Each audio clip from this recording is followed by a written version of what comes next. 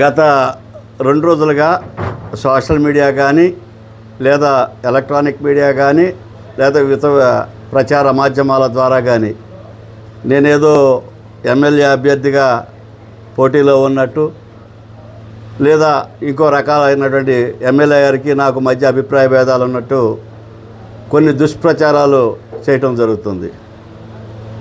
నేను పదవి కావాలి లేదా ఇతర ప్రయోజనాలు కావాలి లేదా ఎమ్మెల్యే గారితో 24 గంటలు ఉండాలనే కోరిక కానీ నాకు ఉండదు. నాకున్న వృత్తి వల్ల వృత్తిలో ఉండే బిజీ వల్ల నేను కొద్దిగా కార్యక్రమాలకు అటు ఇటు వెళ్తూ వస్తూ ఉంటాను.